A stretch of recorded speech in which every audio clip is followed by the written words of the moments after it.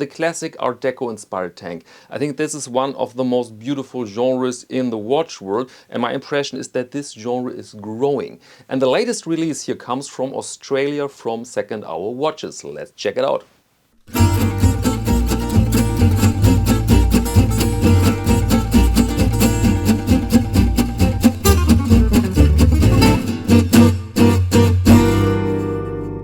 Welcome to Caseback Watches. My name is Tim and our topic today is Memoir. The Memoir made by Second Hour Watches from Australia.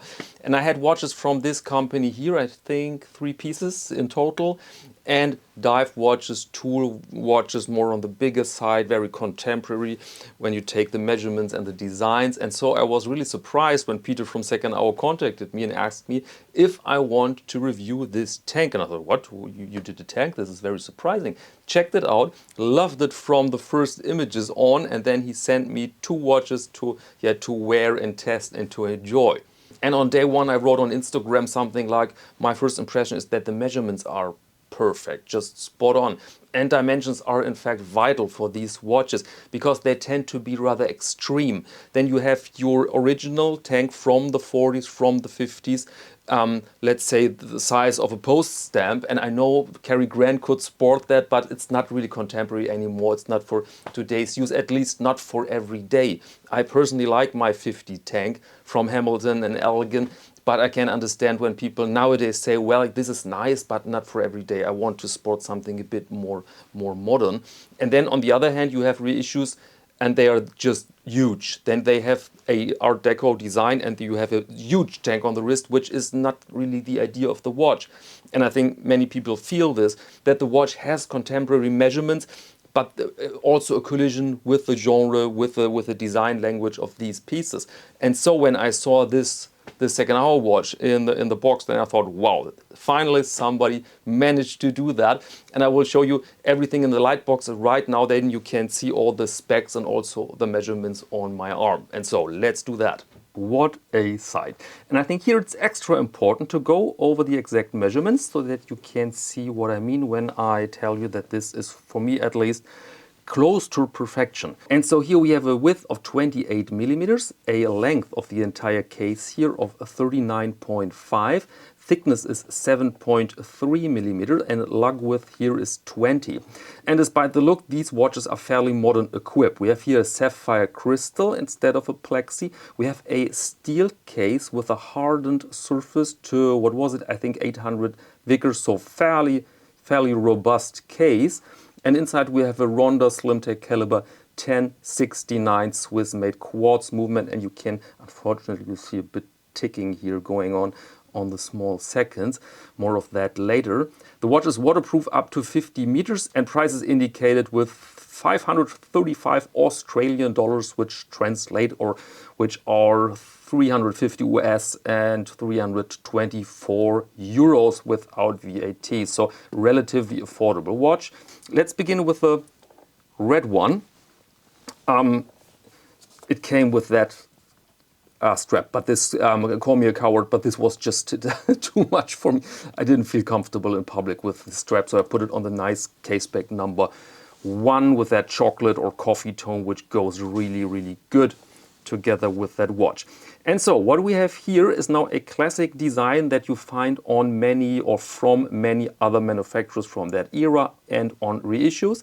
We have the square watch, of course, that typical tank form. We have reduced numerals, there you go, and we have this square inside here, very typical. We have the square for the seconds. We have a railroad track that you find almost on every watch of that kind, so to speak. And this railroad track can vary a bit in its position. Sometimes you find it there between this outer dial and the inner dial. And all the other elements are pretty spot on for this genre. You see these sword type of hands, unloomed. The entire watch is unloomed, which is perfectly normal for this type of watch here. At the beginning I had a bit of a problem with the Second Hour logo or the Second Hour words there, because I really connect second hour with another type of watch, and so I thought, come on, this is a bit disturbing there. But then I realized it's only my knowledge about the brand, because the execution here is perfectly fine. Very typical is also the decoration on the inner dial and this nice sunburst effect on the outer dial. See this? Very, very, very cool.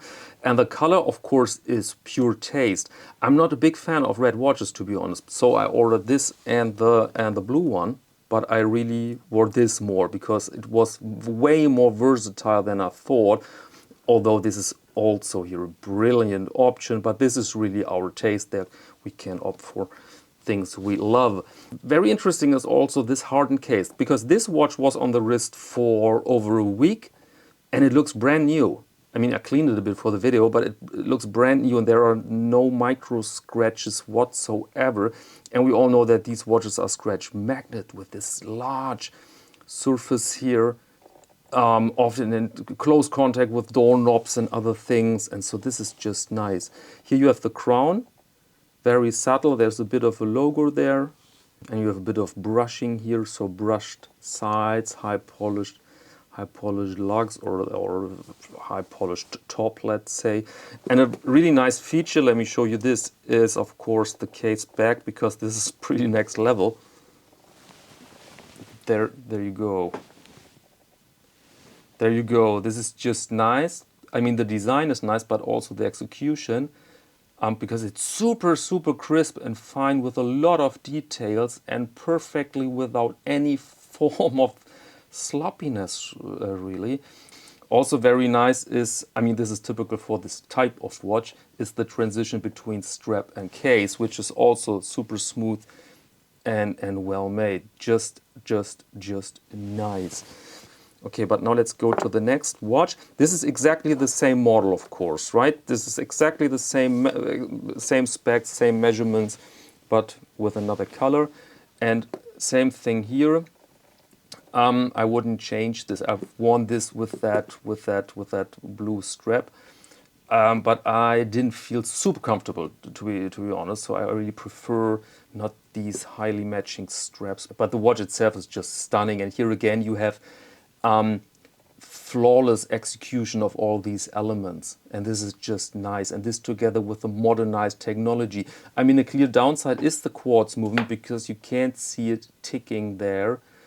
If you look very closely, I didn't see it all the time, so it wasn't a big problem for me. But of course, it would be nicer to have something mechanical in it. But for 324 euros, this is not so easy when you have all these other expenses like the hardening, the crystal with coating. Did I mention this? Internal anti-reflective coating. All these elements are pricey, and so I'm happy with that. Let me show you the clasp. It's not super special, but there you go. All right, and now let's put the red one on the wrist. And there we are. And you see, more versatile than we think. You could pair this with a slightly blue shirt, with a white shirt. I had it with my brown corduroy jacket. I had it with a dark gray jacket, and also in other garments. And it really is a nice look. I have a bit of graphite on my shirt. Very sorry.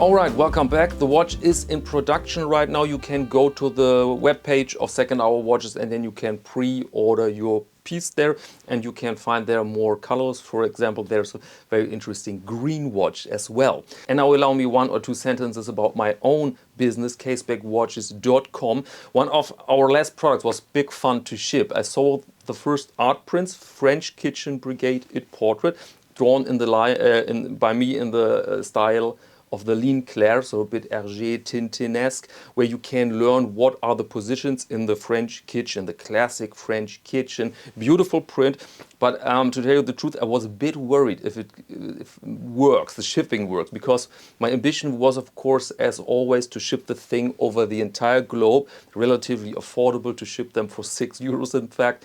with the roll and the roll in a box, and pretty tricky, to be honest. But the first arrived and the customers were happy, and now people, which makes me really proud, have these prints in France, which is something to consider great, I think, but also in the United States, in Canada, all over the globe. So really it works, the shipping method works, people enjoy these prints. And so if you want to have something handsome and nice and interesting for your own kitchen, then go to casebackwatches.com, and there you can order your art print at a very reasonable rate. Okay, and that's all for this episode. The watches are back in the mail now, back to Australia. So Peter, thank you very much for sending them in.